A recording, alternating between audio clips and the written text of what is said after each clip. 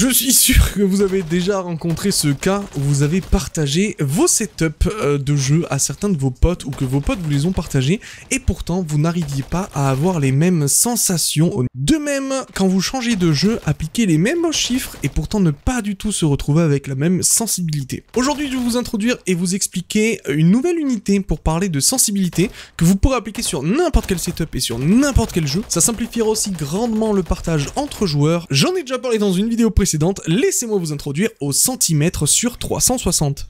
Avant de commencer, petit rappel, si vous êtes sur Windows, allez dans les paramètres de votre souris et dans l'onglet options du pointeur, appliquez exactement ces paramètres. La raison est simple, si vous n'êtes pas sur la sensibilité du milieu ou si vous activez l'amélioration, vous n'aurez plus une entrée dite brute. En fait, Windows va venir intercepter ce que votre souris envoie, va venir la modifier pour ensuite la traiter. Si vous avez les paramètres comme moi, vous n'aurez pas cette modification de valeur. Donc vous aurez une souris qui sera plus fluide, moins inconsistante et surtout plus réactive. Autant la sensibilité, on va pouvoir la remodifier sur le logiciel du constructeur pour retrouver quelque chose d'équivalent. Autant effectivement, l'amélioration, si vous y êtes habitué depuis toujours, va falloir clairement perdre cette habitude. Quand on parle de sensibilité, on parle de comment va réagir le jeu en fonction du mouvement physique de votre souris. Le but est d'avoir, peu importe le jeu et peu importe le matériel, la même réaction au mouvement pour garder les mêmes réflexes musculaires. Et pour ça, la première chose à faire, c'est déjà de lock votre DPI. Le DPI, c'est tout simplement la sensibilité au niveau matériel de votre souris. Vous allez pouvoir le régler au niveau du logiciel du constructeur, donc moi pour le coup, c'est Logitech. L'intérêt de monter ou de descendre le DPI, c'est surtout et essentiellement de changer votre sensibilité au niveau de la bureautique Windows et non pas des jeux, car tous les jeux intègrent un système de sensibilité interne. Donc on va pouvoir le réajuster plus tard directement dans les jeux sans toucher au DPI. Personnellement, une sensibilité qui me convient sur le bureau, c'est 800 DPI. Donc je vous conseille de commencer par cette valeur-là, ou du moins de s'y rapprocher au plus. Encore une fois, je répète, il faut tester ça uniquement sur le bureau. Et je vous conseille aussi d'avoir un DPI avec des valeurs rondes, donc 400, 600, 800 ou 1200. Petit rappel aussi au niveau du DPI, n'essayez pas de le mettre trop élevé. Essayez de rester dans des valeurs comprises entre 400 et 1200. En dessous de 400, ça va être vraiment lent sur le bureau, donc je vous le déconseille. Et au-dessus de 1200, ça va créer plusieurs problèmes. Déjà, ça va être beaucoup plus sensible à la moindre poussière de votre bureau. Et donc, vous allez avoir la souris des fois qui va se taper des téléportations. Et surtout, si vous avez des chats, je suis sûr que vous avez déjà eu le cas, des poils de chat qui peuvent se retrouver tout simplement bloqués sur le capteur, et bah si vous avez une sensibilité trop élevée, forcément votre souris va réagir beaucoup plus fortement. Essayez de rester dans une plage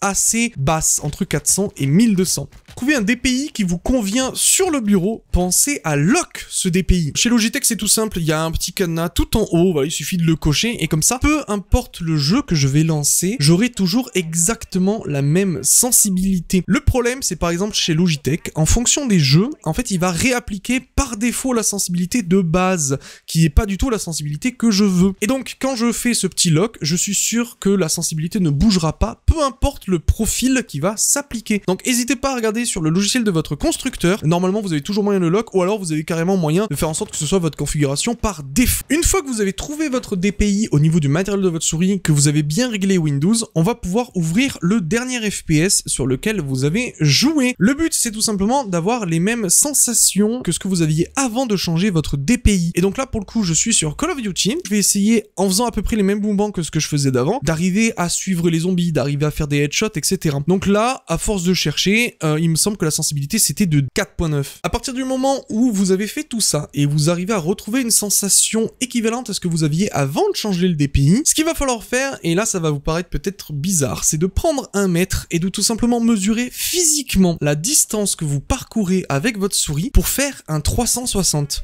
Une fois que vous avez calculé tout ça, vous allez voir que c'est très logique. Votre sensibilité, c'est tout simplement la distance que vous venez de trouver sur 360. Et ça, pour le coup, c'est universel et ça ne dépendra plus ni de la sensibilité du jeu, ni de la souris que vous allez avoir en main. Un exemple tout bête, mais si je vais chez un pote qui a une souris qui est réglée à 3000 DPI, ce qui est bien au-dessus de ce que moi j'ai l'habitude, pour éviter de tout dérégler, je vais changer une seule valeur, ça va être la sensibilité in-game. Et pour trouver la sensibilité qui correspond à ce que moi je connais, et ben au lieu de mettre 4.9, et ben je sais que moi ma sensibilité c'est 35 cm pour faire un 360. Et je vais faire en sorte que quand sa souris va faire ces 35 cm, et ben je fasse un 360 parfait. Et donc là je suis sûr de me retrouver avec exactement la même sensation. Et là, je vous en ai parlé si jamais j'étais chez un pote qui avait une souris différente avec un DPI différent, mais ça marche aussi quand vous allez changer de jeu. Tout simplement, encore une fois, sur Call of, la valeur que je dois rentrer 4.9, mais par exemple sur Athlete, ça va être une toute autre valeur. Et la seule manière que j'ai pour être sûr d'avoir les mêmes sensations, la même sensibilité et devoir faire les mêmes mouvements, et ben c'est de se baser sur ce 35 cm pour faire un 360. Et donc là, je peux remplir le tableau avec la valeur qu'il me faut. Et donc, vous l'aurez sans doute compris, mais peu importe la souris, peu importe le DPI de la souris et peu importe le jeu, je sais que ma valeur, c'est 35 cm pour faire un 360. Donc voilà, j'espère que cette vidéo vous a plu. N'hésitez pas à partager cette vidéo auprès de vos potes, etc.